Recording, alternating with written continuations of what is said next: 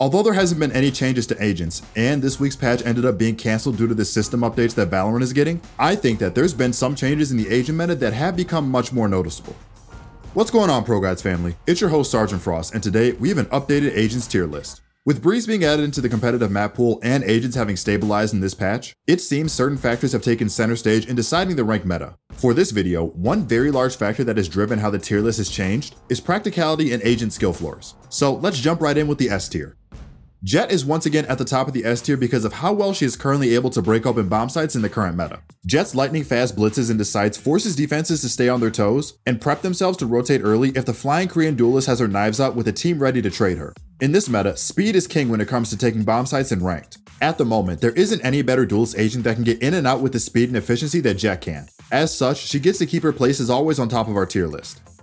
Sage has climbed her way into the S tier mainly due to her skyrocketing win rate and pick rate across all elos. She's honestly too good of a pick to not have on your team when you're crafting team comps and agent select in ranked. Sage is one of the few agents that fits into every single team comp imaginable. She seriously is never a bad pick in any situation. Her heals and revive can single-handedly turn the tide of a match. Not only that, the general usability around her wall is unmatched, and every site take is empowered by having a wall to delay rotators or stall time in a post plant. Her practicality has led her to rise in the tier list as she is just very easy to use while also having insanely good value. She has enough utility to make fights easier, while also allowing you to focus on fights rather than how you use your abilities. If you've been watching the first few days of the Iceland tournament so far, you will notice that Sova is picked in every single match and for good reason. Sova is a must pick for a tactical squad because he gives too much info to a team for free, without having to sacrifice a teammate or map positioning. In solo queue, learning Sova's lineups for his arrows can not only annoy an enemy team, if your team is willing to execute and follow up, there is literally nothing a ranked team can do to stop you. Although it's a little harder for Sova to get value out of his abilities unless he learns his lineups, the good thing is there are lineups that are generally very strong that brings a lot of potential usage without requiring a lot more experimentation. As such, he has surged back into the S tier as a go-to pick for initiators and information agents. Before we move on, we want to announce that we have partnered up with two special pro players who will be competing in the VCT Iceland tournament this week. We have teamed up with TenZ from Team Sentinels and Scream from Team Liquid to create an all-encompassing course on the duelist role and improving personal performance in-game. Head over to ProGuides.com to get access to these courses and our high elo coaching today. Now let's move into the A tier. Astra has fallen down a tier this time around due to her having a low win rate in the lower half of the solo queue spectrum. She is proving to be a very unique and strategic agent in game, which does not fare well for environments that have trouble taking advantage of the strategy. You have to understand the ebb and flow of rounds in game in order to truly understand how to use her abilities to manipulate the map. On top of that, a lot of players can't manage to frag out while also worrying about where to place all of her utility down while in astral form. Simply put, Astra is a little too hard to play to her max potential, and has downsides that hurt the user's ability to frag out while also not providing enough value for her team to utilize it. As such, she has fallen down to the A tier, as she is still a monster if players can unleash her latent potential like the pro meta has. Viper has been a weird but interesting addition to the meta ever since her massive buffs a few patches ago. Last patch, she was nerfed to make her Toxin's instant decay lower from 50 to 30. While this is not enough to kick her out of the meta, it is still a noticeable impact in game.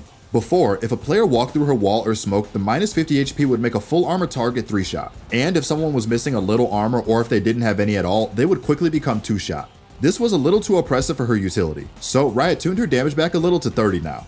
I think this is a good medium for Viper because it allows her poison to still be threatening, but it's not obnoxious where enemies would be at a big disadvantage if they went through the wall. In its current state, it's still strong enough to make enemies think twice, while also providing a sizable disadvantage to those who disrespect her abilities. That's why she stays in the A tier, having the capabilities to be a Sentinel controller hybrid with sufficient power. Phoenix is still the king of flash duelists in this current meta. Yoru is definitely not in a position to contest his spot, and Reyna's nerfs make her a less viable option to be the first one into a bomb site every single round. If you want to get serious about climbing in ranked, I always recommend Phoenix because you truly can't go wrong with him for how simple yet versatile he truly is. He just has a very strong kit for being an explosive entry, while also having the abilities needed to do a little of everyone else's job if necessary. For example, his firewall can be used to cut off angles, his molly can be used to cut off choke points, and of course, both of them heal him as well. Once again, if you've been watching the Iceland tournament this week, you will notice almost every single match has a Killjoy in it.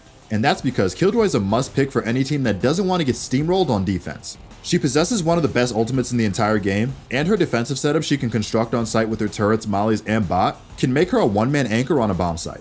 If you find that you lose a lot of defensive rounds in your ranked games, and you want an agent that you can just sit back and chill with, give Killjoy a try. She fits into almost every team comp, and her abilities can be used by herself and teammates alike, such as baiting the turret. Raze has stood the test of time in ranked, and despite her shortcomings as a versatile agent, her practicality has given her a ticket to the A tier. She seems to be even more favored than Reyna across multiple elos in the ranked meta. Although she is kind of forced into a single playstyle that is very aggressive and in your face, she does it exceptionally well, and her character design has proven to be an oppressive force in game that is meant to be more tactical. Having all of her abilities possess strong kill power forces the enemies to always react to her and play around her utility, while other agents' abilities have a lot more leeway to work around. In a sense, her bot is a stronger version of Skye's dog because it forces people to react, and if they don't, they will end up taking big damage. In many ways, she still has the shortcomings of an agent that lacks the versatility to do many things like Phoenix can, but she does her job exceptionally well without having to rely on aim most of the time. Now let's move into the B tier.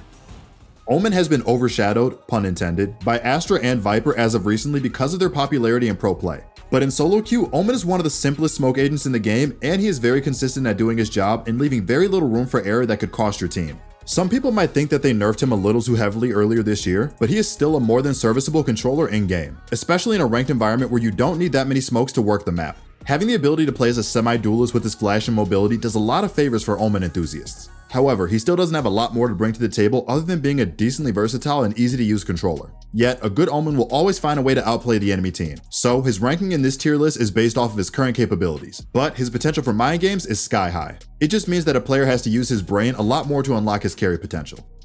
Reyna's biggest downfall in ranked is that unless she is able to consistently find kills, she doesn't get much value out of her kit, which makes her just a walking abilityless agent. Her Leer is quite weak when used alone and doesn't really help Reyna make plays. If anything, Reyna's design requires her to get a lot more support from her teammates so that she can actually get the ball rolling, which is counterintuitive to what she's currently known for, which is a solo carry menace. Unless she has her support, she lacks the tools to really outplay or outduel any agents because her kit has a low base value, which is why she sits in B tier. While she is practically easy to use, she relies too heavily on momentum and is high risk, high reward. Brimstone is not the most cost efficient or consistent smoke agent in the game, but he is certainly the easiest to play. If you are stuck with playing smokes on your team in ranked and you have no experience doing it whatsoever, pick up the American GI Brimstone in game, and not only will you have an easy smoke agent that you can't mess up, you will actually be quite powerful because he has one of the best ultimates in the game. Not to mention that your Molly and Stims are great on defense when your team needs to lock down an area. Brim is an agent that's hard to botch, so he will always be useful in solo queue for experienced and novice players alike. But obviously, his skill ceiling is still pretty low too, so if you're trying to master him, you'll hit a wall much faster than with other agents like Astra, Yoru, or Jett. Closing out the B tier is Skye. Skye's kit is overloaded on paper because she has info gathering with her Tiger and ultimate, she has AoE healing, and she has the most formidable and annoying flash in the entire game. The devs gave her everything in the kitchen sink when they designed her, and I think it's a shame that because of her low pick rate and low win rate, a lot of people don't pick her up in game. Yet there's also a good reason for it, because her abilities require a good amount of communication as they don't give convenient red outlines like Sova darts do. And as we all know, communication is a weak point of ranked lobbies, and that makes her great kit suffer a good amount. However, a Skye main can single-handedly run an entire solo queue match by herself given the room to operate. She definitely doesn't lack the abilities to make magic happen, but it's a little hard to practically use her because it's considerably harder for her to use her flashes for herself, and her teammates don't know how to play around her due to the uncoordinated nature of solo queue. Now let's close out with the C tier. Falling down to the C tier is Cypher. Sometimes you hate to see old friends not succeed in life, but that's where we currently are with Cypher. Too many teams in pro play and in high elo favor Killjoy and Sage over Cypher in the Sentinel role. Not to mention that Viper's huge damage buffs have made her into a controller Sentinel hybrid, and since her kit does a lot of damage and Cypher's doesn't at all, he hasn't been in a good spot in the meta ever since. Additionally, Cypher's been an agent that has always relied on outplaying enemies and using sneaky trapwires to catch lurkers. I think that since the game has been out for so long, players are starting to figure out all of Cypher's tricks in terms of how he uses his camera, cages, and tripwires. As such, it has become extremely hard to get the value that Cypher needed to get from his kit, and has unfortunately led to a big fall in viability for him. Perhaps at this point, it might be time to reconsider using Cypher until teams find a newer niche for him, as his current role is overshadowed while his abilities have slowly become figured out. Breach is only down here because he is hard to play in a solo queue environment. If this list was based off pro play or team play, Breach would be top tier undoubtedly, because a good Breach main that's communicating with his team would make even the best of teams want to rage quit only 10 minutes into the game. While we are not saying avoid Breach completely in your ranked games, just don't play him solo because it will be hard to work with randoms to make sure his kit works in game. If you're playing with friends or if you're in a 5-stack, you should 100% bring him into a game because he has the ability to really impact a site take from the safety behind walls, and he can be devastating when used in coordinated play. Now let's close out the video with Yoru. When I talk about Yoru at this point, I feel like a disappointed parent, because I don't even know what he needs to be successful at this point in his life. Ever since he's been released, he's been mediocre, and even after his buffs, he can't find his footing in the duelist role to even make a splash in games. It's like he needs a complete ground up rework to get a new identity so that he can actually have a place in this game that isn't a laughingstock or an instant sign for a serious ranked player to dodge when they see him get locked in on his team. I think Riot is going to need to work a little harder to make Yoru a viable agent because right now he is not cutting it in the current meta. As much as I want to see Yoru succeed, structuring an agent around outplays and messy gameplay is always going to be an issue. Well guys, that's all we have for this tier list. If you enjoyed the video, please be sure to like, comment, and subscribe. Make sure to hit that bell notification icon to stay ahead of the competition with the latest Valorant news, updates, and guides. This has been your host Sergeant Frost with the tier list, and I will see you all in the next one.